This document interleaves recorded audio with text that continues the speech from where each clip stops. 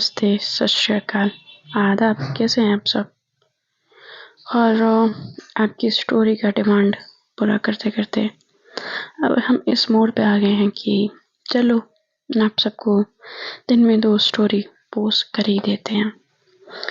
तो अब देखते हैं ये हमारी मेहनत कितनी रंग लाती है और आप सब उस मेहनत को कितना सपोर्ट दिखाते हैं। ये आपकी जिम्मेदारी बनती है, ये आपकी जिम्मेदारी होती है कि मेरी मेहनत को आप लोग दिल से सपोर्ट करें। तो आप सबके दिल को मैं संभालते हुए आगे स्टोरी की तरफ बढ़ाती हूँ और प्रीवियस पार्ट पीछे जाके सुनिएगा, मैं नहीं दे रही। आगे चलिए स्टोरी में बढ़ते हैं बिना वक्त को वेस्ट किए हुए। उम्मीद करते हैं सब लोग अच्छे होंगे। तो बताएं, चलिए बताते हैं। जो सानिया की मॉम होती हैं वो पता ही है कि बहुत एक समझदार, दयालु किस्म की महिला होती हैं। वो सानिया को समझाते हुए कहती हैं कि क्यों ना तुम और कंगना कहीं घूम के आओ। बेटा, तुम दोनों ने जब से शादी की है तुम घर की, परिवार के किसी न किसी मुद्दे में उलझे हुए हो और तुमने कभी अपने ऊपर ये ध्यान नहीं दिया। तुम्हें एक होता है, तुम्हारे लिए तुम्हें तुम्हारा वक्त होना जरूरी है। तुम्हें थोड़ा एक दूसरे को वक्त देना चाहिए। दोनों एक दूसरे की तरफ देखते हैं और कहते हैं जी माँ। अब माँ को तो हाँ कह देते हैं, मगर आगे क्या होगा वो तो जानने लायक होगा। स्टोरी में बस ये सारी चीज़ें होती हैं। तो जैसे कि सान्या की आदत होती है, उसके चेहरे पे जो परेशानी के भाव उभर रहे होते हैं, कंगना भी देख पा रही होती है। इधर वीरेंद्र और जैस्मिन वो अलग ही तैयारी में होते हैं। उनकी तैयारी अलग ही होती है। आगे क्या होने वाला है वो दोनों पता नहीं क्या सोच के बैठे हुए होते हैं। दोनों को वो सुझाव तो दे देती हैं कि थोड़े दिन कहीं घूम के आओ, तुम्हें जाना चाहिए, तुम्हें शादी हुई, तुम्हें थोड़ा आराम की ज़रूरत है। उसके बाद सानिया और कंगना जो अभी तक एक दूसरे को बिल्कुल फूटी आंख एक दूसरे को देखना नहीं चाहते थे, अब थोड़ा बहुत कंगना को सानिया के लिए बुरा लग रहा होता है कि ये क्या हुआ अचानक से। सानिया अपने कमरे में पहुंचती है और कमरे में पहुंच के वो डेविड को फोन लगाती है कि डेविड, तुम कितना वक्त लेते हो? हाँ, मैंने तुमसे कहा था ना वीरेंद्र के बारे में पता करो। तब तक उसको किसी की पैरों की आहट मिलती है। वो टर्न होते हुए देखती है सामने कंगना खड़ी होती है। वो फोन रख देती है और कहती है कि कंगना, तुम यहाँ क्या कर रही हो? तो कहते हैं कि कुछ नहीं, बस मैं आई थी तुमसे मिलने, तुम ठीक हो? तो कहती हाँ मैं ठीक हूँ, तुम्हें ज़्यादा टेंशन लेने की ज़रूरत नहीं है। तो कहती कि टेंशन कैसे ना लूँ, मेरे पास एक सॉल्यूशन है। तो कहती है क्या?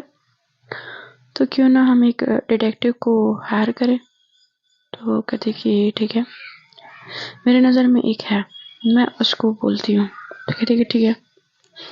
वो फ़ोन लगाती है कंगना और कहती है कि हेलो, मैंने तुम्हें इसलिए फ़ोन किया कि एक इन्फॉर्मेशन निकालनी है। जो अग्रवाल ग्रुप्स हैं उस कंपनी में कुछ ऐसे लोग हैं जो इन्फॉर्मेशन लीक करने के लिए, कुछ भी करने के लिए तैयार हैं। तो वो क्या तुम पता कर सकते हो? तो कहता है कि मैम, ये तो हमारा काम ही है, गुत्थी को सुलझाना, और आप जब कह रही हैं तो हम इस काम को बिल्कुल करेंगे, क्यों नहीं करेंगे। मगर इस काम में पैसे पहले, बाकी फॉर्मेलिटी बाद में। तो कहती कि तुम अपना अकाउंट दो, मैं पैसे ट्रांसफ़र करती हूँ, मगर हाँ, आधे पैसे अभी और आधे बाद में, काम होने के बाद। तो कहता है कि ठीक है मैम, आपको पता है कि मैं अपने काम में कच्चा नहीं हूँ। वो कहती है कि मुझे पता है। फिर उसके बाद तो जो कंगना को जब सानिया ऐसे देखती है, कहती क्या? तो कहती कि नहीं तुम ये सब भी काम करती हो। तो कहती पेशे से वकील हूँ और ऐसे लोगों का नंबर मेरे पास रहता है। उनकी जो कंपनी में जो प्रॉब्लम हुई होती है तो वो समझ नहीं पा रहे होते हैं कंपनी की स्थिति जो पहुंची होती है उसे वो दोनों निकालना चाहते हैं। जो उन दोनों के दिमाग में चल रहा होता है, भले कंगना अपने फीलिंग्स को समझा ना पाई हो, मगर वो थोड़ी देर पहले जो चिड़ी होती है सानिया से, अब वो रिलैक्स होती है।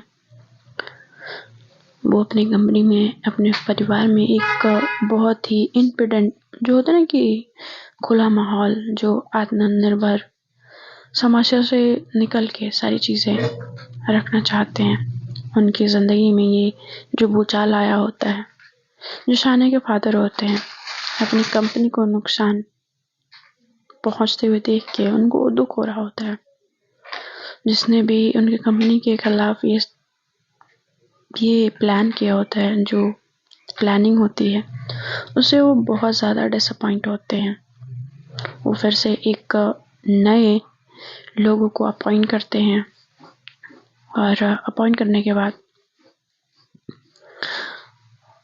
सानिया को बुलाते हैं। सानिया जो होती है, उनके फादर जो होते हैं घर पे ही होते हैं, वो भी ऑफिस जाने वाली होती है बट रुक जाती है, घर पे ही होती है। उसके फादर जो लाइब्रेरी में होते हैं और उसको बुलाते हैं, काका को भेजते हैं और काका जाके बोलते हैं यहाँ पे कंगना और सानिया दोनों साथ में खड़े होते हैं। तो कहते हैं बेटा बड़े साहब तुम्हें बुला रहे हैं। तो कहती है कि ठीक है काका आप चलिए, मैं आती हूँ। वो ये सारी बातें कह के वहाँ से चली जाती है। कंगना के चेहरे पे ये परेशानी, उसको परेशान देखिए, अब उसको भी परेशानी हो रही होती है। अपनी बेटी को बुला के शानिया को इस विचार में, या यूँ कह ले कि इस सोच में उसको शामिल करते हैं। अपनी कंपनी को सुरक्षा को लेके वो सारी चीज़ें एक रूम में डिस्कस होती है। ये सारी चीज़ें डिस्कस हो रही होती है तो सानिया सोच रही होती है कि ये किसने किया होगा, किसकी इतनी हिम्मत है जो अग्रवाल ग्रुप से पंगा लेने का सोच रहा है। इस बीच सानिया और कंगना के बीच में एक अजीब सी जो होती है ना, एक दूसरे से लड़ाई, एक दूसरे से तकरार, और दोनों के ना कहने के बाद भी कुछ उन दोनों के बीच होता है। अब जो कंगना बहुत सारी चीज़ें उसके अराउंड होती हैं, सानिया के अराउंड भी बहुत सारी चीज़ें होती हैं। अब क्या होता है कि जो सानिया होती है उसकी दोस्त जो जैस्मिन होती है, जैस्मिन सानिया के पास आती हैं और उसको कहती कि मैं तुम्हें कुछ हेल्प करूं। तो सानिया से बात करते हुए जैस्मिन को देख के थोड़ा सा कंगना दूर होती है। कंगना दूर होके देख रही होती है, इन दोनों में कुछ बात चल रही होती है। कंगना के दिमाग में ये बात आती है कि इतना सब कुछ होने के बाद भी ये दोनों एक साथ एक जगह पे खड़े हैं। इस बात से अभी वो उसके दिल पे जो नरम, उसके दिल में जो थोड़ी सी जगह सानिया के लिए बन रही होती है, अब उसमें आग लग जाती है। मतलब उसको उस बात से थोड़ी जलन होती है। जलन होने के बाद अब वहाँ से वो मुड़ के अपने कमरे में चली जाती, क्योंकि ये इंसान कभी नहीं सुधरने वाला और इसका कुछ नहीं हो सकता। ये जैस्मिन, इसको पता है कि जैस्मिन इसको पसंद करती है, मगर फिर भी जैस्मिन के सामने जाना है, जैस्मिन के सामने रुकना है। अब ये आए फिर मैं बताती हूँ। उसके चेहरे से वो होता ना कि जलन वाले भाव साफ साफ समझ आ रहे होते। उन दोनों के बीच जो एक प्यार और एक होता ना कि अजीब सी लड़ाई की और रूठने मनाने वाला सिलसिला शुरू हो गया होता है। इन दोनों को धीरे धीरे नहीं पता होता है, मगर इन दोनों की जिंदगी का जो डोर होता है ना, वो अब शुरू हो चुका था एक दूसरे के साथ। अब सानिया जो होती है वो अपनी चीज़ों को लेकर परेशान होती है। वहाँ पे क्या बात हुई होती है कंगना को नहीं पता, मगर इस बात को सुन के उसके दिमाग में ये सारी चीज़ें चल रही होती हैं कि इनको उसी से जाके क्यों बात करनी है, क्यों बताना है। इस दौरान सानिया अपने पिता को अपनी तकलीफ जाके, जो उन्होंने कंपनी के लिए जो नई चीज़ें सोची होती हैं सुरक्षा के लिए, जाके अपनी तकलीफ को बताती है, समझाती कि वो बताती है कि वो अपनी जिम्मेदारियों को अच्छे से निभाना चाहती है, सम्मानपूर्वक निभाना चाहती है, कभी भी वो अपनी जिम्मेदारियों से पीछा नहीं छुड़ाना चाहती। जो उसके फादर होते हैं ना, वो उस बात को समझते हैं और अपनी बेटी को उस बात को समझने के लिए थोड़ा सा वक्त उन्होंने ले लिया होता है और अपनी गलती को मानते हुए उसको कहते हैं कि शानिया, मैंने शायद बेटा तुमसे ज़्यादा ओवर रिएक्ट करके बात की। मैं तो भूल ही गया था कि इतने दिनों से तुमने मेरे इस कंपनी को संभाल के रखा है। और उन्होंने निर्णय किया कि वो अपनी बेटी को और ज़्यादा मजबूती से उससे जुड़ेंगे, जिसने उसे निर्णय लेने में या कोई चीज़ करने में कोई प्रॉब्लम ना हो। इस बात से वर्धन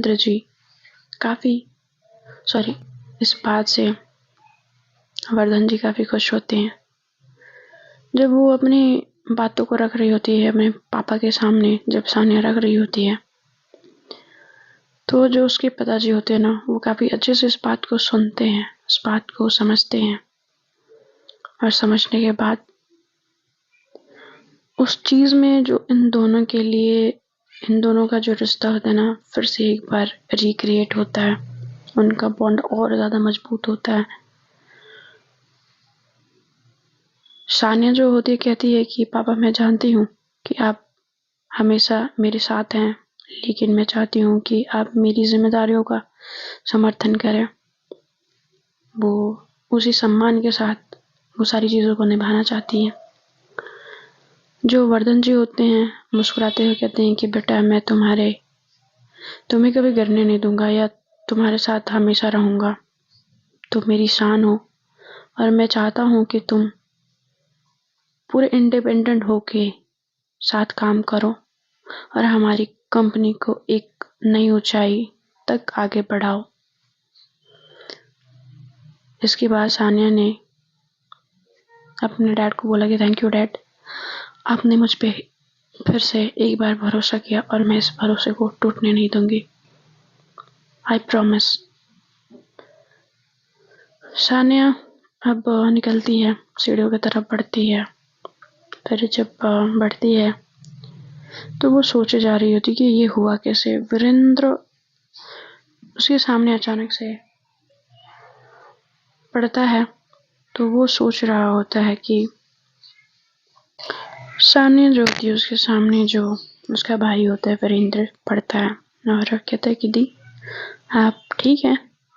उसके चेहरे पे ना एक अजीब सा मुस्कुराहट होती है। उसकी तकलीफ से उसको खुशी हो रही होती है या वो क्या करना चाह रहा है शानिया को समझ नहीं आता है। कहते कि हाँ, मैं ठीक हूँ, तुम्हें ज़्यादा चिंता करने की ज़रूरत नहीं है वीरेंद्र।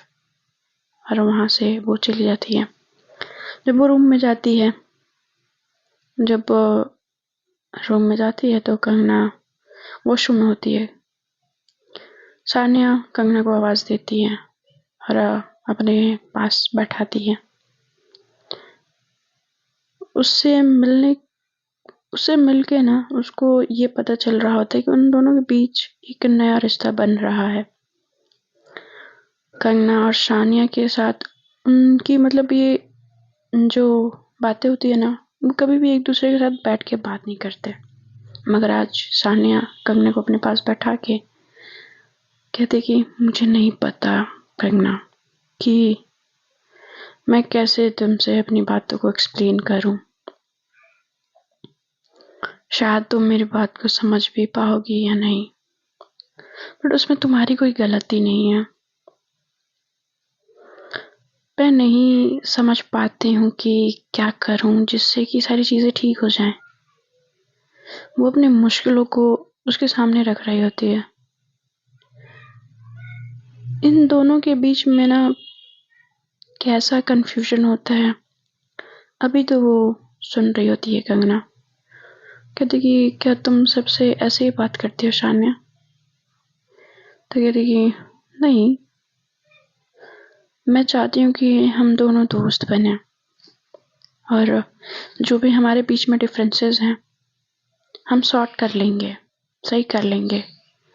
एक बार तुम मुझ पे भरोसा करो तो सही, एक बार मेरी बात समझने की कोशिश तो करो। मैं तुम्हें कभी भी मायूस होने का या तुम्हें वक्त ऐसा मिले जिससे तुम्हें नाराज फील हो, मैं ऐसा मौका आने नहीं दूंगी।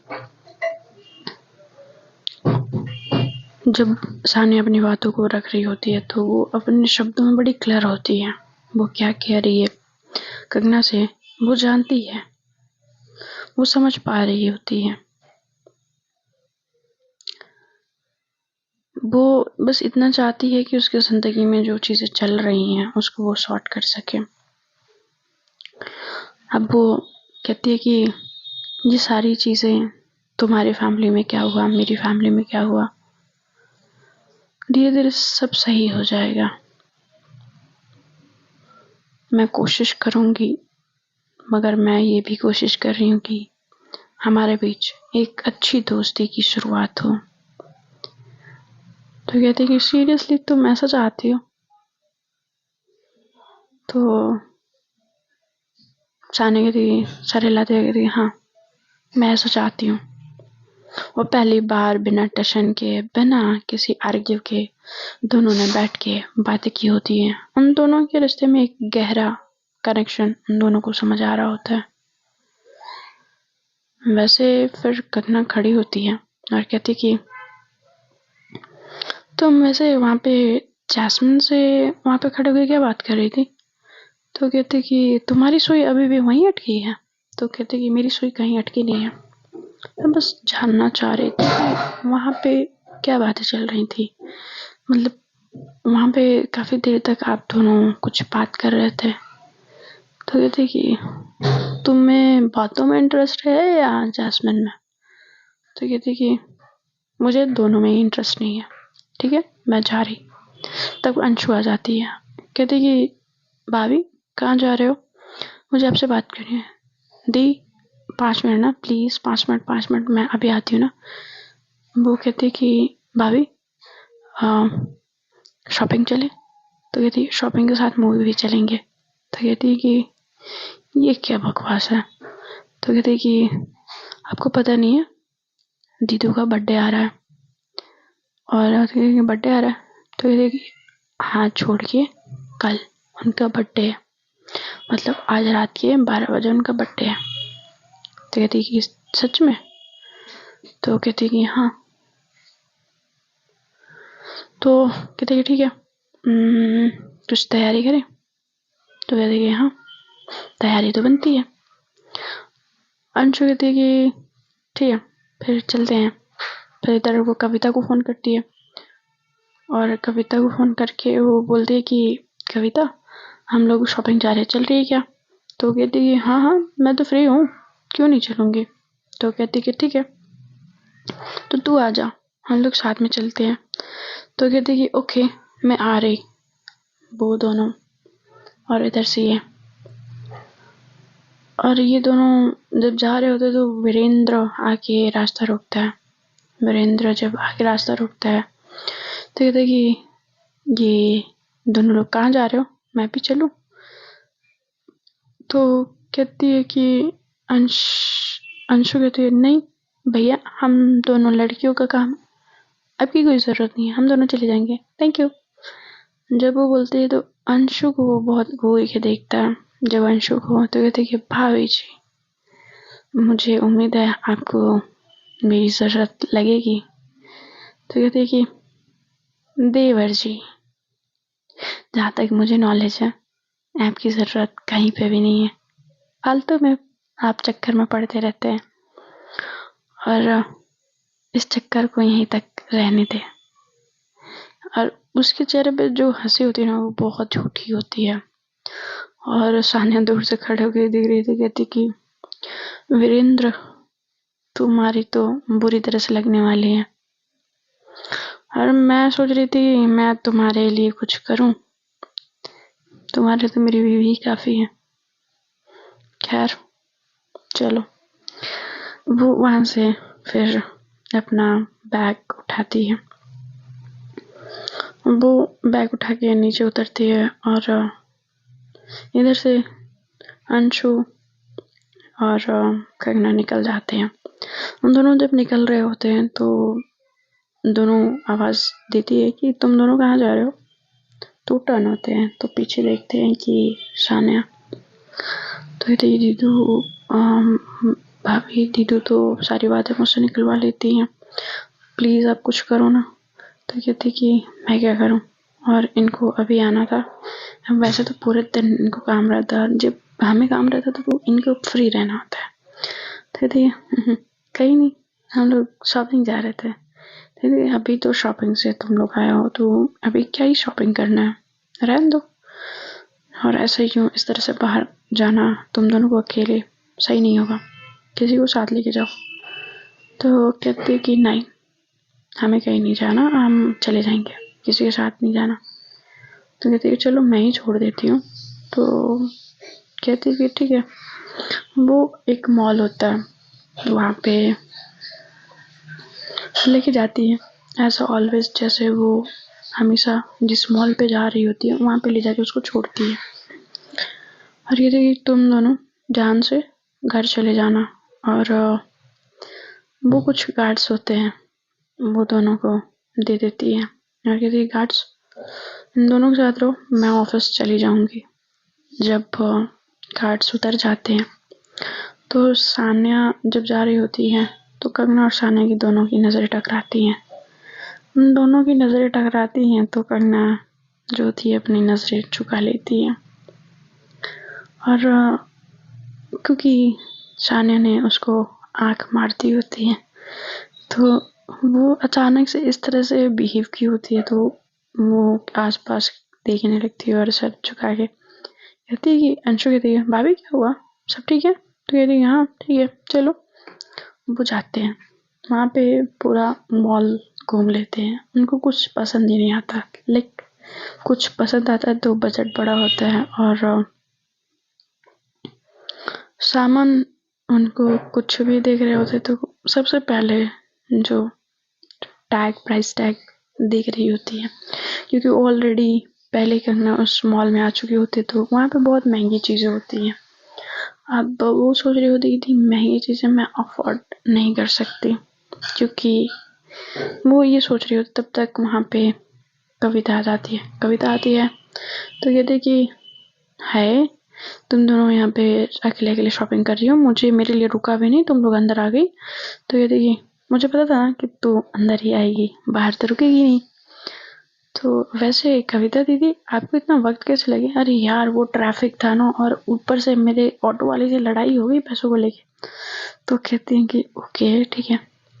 और अभी प्रॉब्लम ये है कि पिछली बार तो दी थी इसलिए सारा पेमेंट हो गया था, और इस बार कोई नहीं है, और जो चीज़ें कुछ पसंद नहीं आ रही हैं, जो पसंद आ रही हैं हम वो खरीद नहीं पा रहे। तो वहाँ का मैनेजर आता है और चूंकि शानिया समझ चुकी होती है कि इनके पास पैसे इतने तो होंगे नहीं और इनको सामान कैसे मिलेगा। तो मैनेजर आता है और कहता है कि मैम आप सब सानिया मैम के साथ हैं। तो कहते हैं कि हाँ। तो वो कहती कि आपको कैसे पता।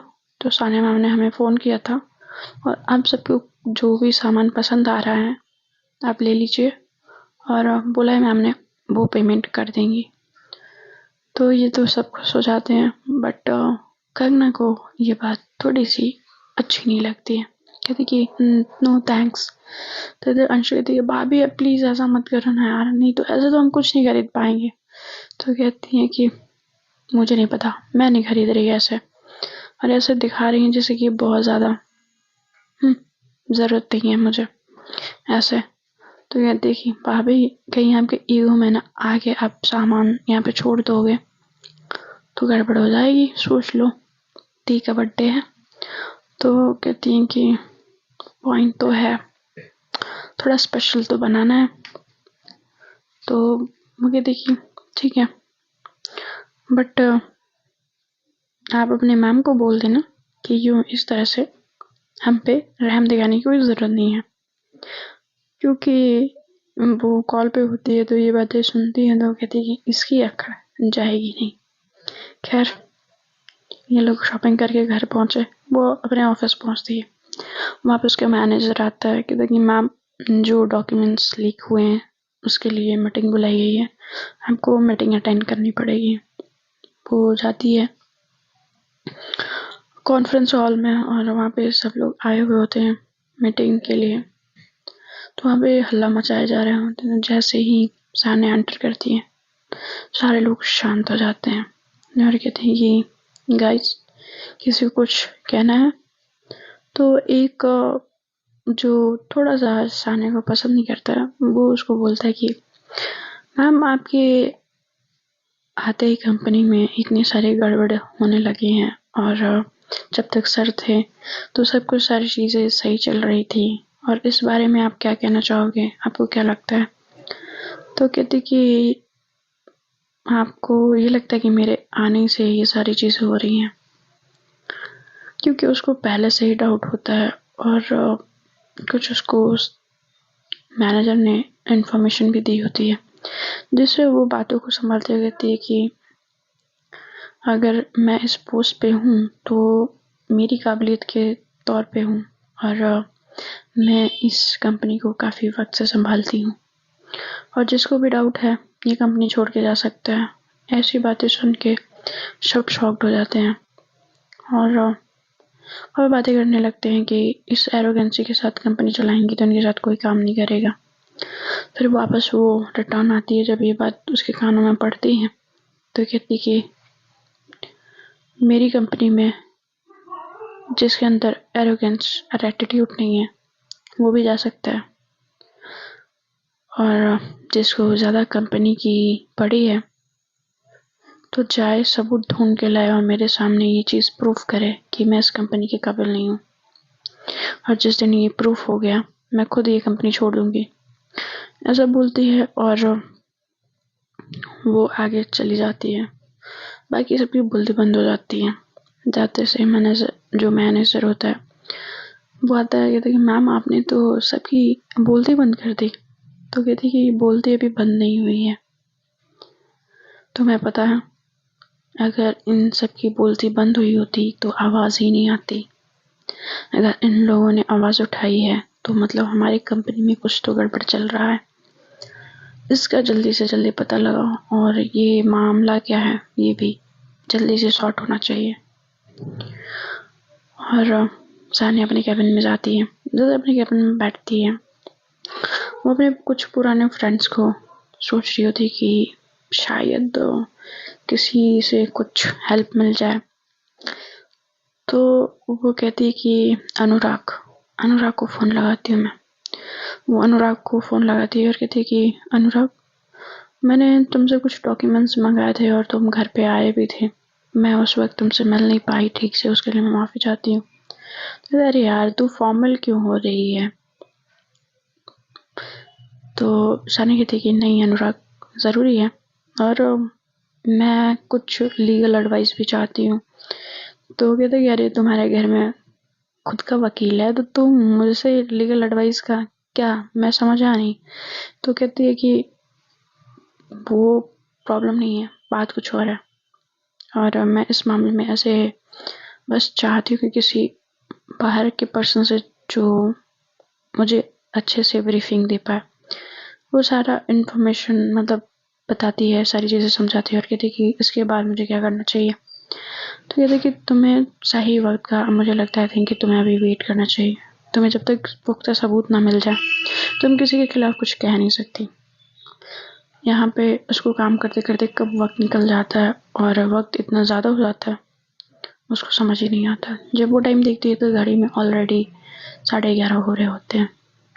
यहाँ पे सारा घर डेकोरेट हो चुका होता है, सारी प्लानिंग हो चुकी होती है, सब कुछ खरीदा जा चुका होता है, सब कुछ। और घर में सबको पता होता है कि शाना को ये सब सारी चीज़ें पसंद नहीं है, फिर भी ये सारी चीज़ें प्लान हुई हैं और ये प्लानिंग कहीं भारी न पड़ जाए। दादा दादी, उसके माँ पापा, सबके चेहरे पे एक टेंशन दिख रहा होता है। जब उसके चेहरे पे सब लोगों के टेंशन दिख रहा होता है, वीरेंद्र, जैस्मिन, सब लोग होते हैं वहाँ पे, और ये इस तरह से टेंशन उनके चेहरे पे ऐसे काले बादल की तरह छाया हुआ होता है।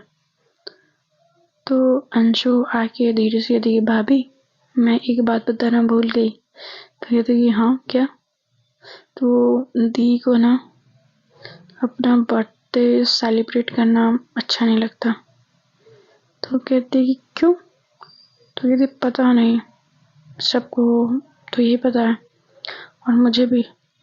तो कहीं हम लोगों ने ये सब करके दी को कुछ सा तो नहीं दिला दिया। 11:30 हो चुका था, वो अपने ऑफिस से निकलती है और कुछ ही मतलब मिनट में, जैसे 11:55 होने को होता है, तब तक वो घर पहुंचती है। डोरबेल बजता है, काका।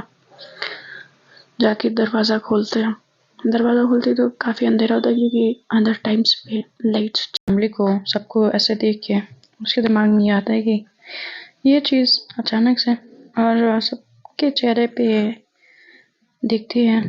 जब अपने फैमिली वालों को देखती है तो वो कुछ कहती नहीं है, कुछ रिएक्ट नहीं करती, और वो चली जाती है अपने रूम में और जाके देखती है कि बेड पे उसके लिए कुछ कपड़े रखे हुए हैं। और जब कुछ कपड़े रखे हुए हैं तो वो जो ऑलवेज कपड़े जो वेयर करती है उससे डिफरेंट कपड़े होते हैं। वो जो कपड़े होते हैं वो शॉर्ट होता है, और वो कपड़े को वो देख के कहती कि ये पहनती है, बालों को वो अच्छे से सेट करती है और हाथ में एक ब्रेसलेट डालती है, हील्स पहनती है और काफ़ी ज़्यादा अच्छी दिख रही होती है। जैसे वो अपने कमरे से बाहर आती है, सबकी नज़रें उस पर टिक सी जाती है और कन्या उसको ऐसे देख के उसका दिमाग हिल सा जाता है। वो एक टक उसको देखे जा रही होती है। जब वो देखे जा रही होती है थी, ये इन कपड़ों में इतनी अच्छी लगती है, मुझे पता ही नहीं था, और ये ऐसे कपड़े पहनती क्यों नहीं है। पर फिर बाकी लोगों की नज़रें जब देखती है, बाकी भी जो फ्रेंड्स उसके आए होते हैं, जो बाकी मेंबर्स होते हैं, सबकी नज़रें उस पर टिकी होती है। तो कुछ लड़के होते हैं जो उनकी नज़रें उस पर टिकी होती हैं, कुछ लड़कियाँ होती हैं। तो ये कपड़ा बिल्कुल ठीक नहीं है, सब लोग उसी को घूरे जा रहे हैं। अब उस बात से भी इसको थोड़ी प्रॉब्लम होने लगती है कि नहीं, ये सही नहीं है, ये नहीं होना था। हाँ, वो कहती कि मैंने ये ड्रेस चूज़ करके ही गलत किया, क्योंकि वो ड्रेस होता है ना ब्लैक कलर में होता है, शॉर्ट्स होते हैं और मैचिंग हील्स होती है, उसी पे सारी चीज़ें एकदम परफेक्ट मैच कर रही होती है, काफ़ी अच्छी दिख रही होती है। और नीचे जब आती है तो सबसे पहले अपने पापा से मिलती है, फिर दादा दादी से, फिर माँ से, फिर चाचा चाची होते हैं, अंशु होती है, जैस्मिन, और वीरेंद्र आके बोलता है कि हैप्पी बर्थडे दी, अच्छे लग रहे हो। कहते कि थैंक यू। वहाँ पे वो कुछ नहीं बोलती है और कंगना के पास आती है। कंगना उसको हैप्पी बर्थडे विश करने की जगह पे मुंह फुला लेती है। वो दूसरी तरफ चेहरा कर लेती है और कहती कि ये क्या था। वो समझ नहीं पाती है और कहती कि ये सारी तैयारी तुमने की और मुंह भी तुमने बना लिया। उसके कानों में वो धीरे धीरे बोल रही होती है, कहती कि अगर तुमने ऐसे मुंह बना के खड़ी रही, मैं अभी यहाँ से चली जाऊँगी और मुझे 2 मिनट लगेगा यहाँ से जाने में। तो फिर वो नॉर्मल हो जाती है, नहीं नहीं नहीं, मैं नहीं मुंह बना रही। अब वो जाती है और कहती है कि केक लेके आती है, जो काफ़ी प्यारा सा केक होता है। उस पे हैप्पी बर्थडे सनी लिखा होता है। और सब लोग, बाकी लोग जो होते हैं, कहते हैं कि ये सब कुछ मेरे लिए। तो दादी कहती है कि हाँ, तुम्हारे लिए, आज तक जो नहीं हुआ वो हो रहा है। तो कहती है कि और तुम्हें इस बार गुस्सा भी नहीं आया। तो कहती है कि सबसे अच्छी बात है ना। तो कहती है कि दादी आप भी। तो कहती है अब लो हमारी बेटी, अब गुस्सा तो होगी नहीं, क्योंकि ये सारी चीज़ें तो वही कंगना ने की है। तो कंगना की तरफ देखती है। कंगना जो होती है ऑलरेडी पहले से मुँह बना के अलग ही खड़ी होती है। उसकी बुआ आती है और कहती कि तुम दोनों ऐसे ही खुश रहो साथ में, तुम दोनों ऐसे खुश रहते हो तो अच्छा लगता है। जैसे ही केक कटिंग सेरेमनी होती है, फिर सब लोग केक खिलाना, विश करना, ये सारी चीज़ चालू हो जाती है। वहाँ पे कुछ उसके फ्रेंड्स होते हैं, कुछ लड़कियाँ भी फ्रेंड होती हैं।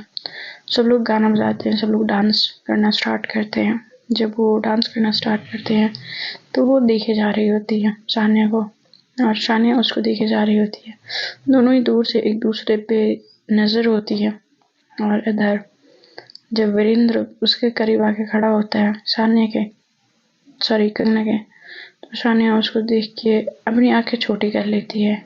जब उसकी आंखें जब छोटी होती हैं तो सानिया को कंगना देख रही होती है, तो वो समझ जाती है कि वो उसकी आंखें क्यों छोटी हो रही हैं। तो अब वो जो होती है उसके से बात करते करते कहती कि अब वो दोनों क्या बात कर रहे थे सानिया को सुनाई नहीं दे रहा, मगर वो सबके साथ जब डांस कर रही होती है तो उसकी नज़र पूरी तरह से उस पे ही टिकी होती है। और ये दोनों क्या बात कर रहे हैं, ये चीज़ उसको जानने की ही ज़रूरत होती है कि ऐसा क्यों, क्या हो गया, क्या कर रहे हैं, क्यों कर रहे हैं, ये सारे सवाल। फिर कविता भी आती है, कहती है कि तुम क्यों खड़ी हो, तुम भी तो जाओ डांस करो। तो कहती है कि मैं नहीं कर रही, जिसका बर्थडे है वो कर रहा है, मुझे बस। कहती है तुमने कुछ गिफ्ट नहीं दिया। तो कहती है मैं कोई गिफ्ट नहीं देने वाली। और वो कहती है तुमने तो कुछ फैसला किया था। तो कहती है कि क्या। तो कहती है हाँ, तुमने कुछ फैसला किया था ना, तुम कुछ करने वाली हो, लाइक दैट वाला।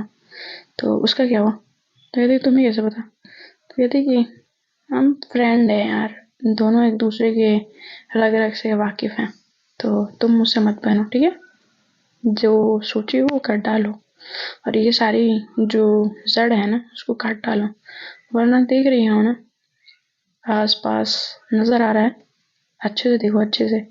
उसको और ज्यादा वो आग लगा देती है कविता, और जाके अंशु के साथ खड़ी हो जाती है। वीरेंद्र वहां पे खड़ा होता है, जैस्मिन भी होती है।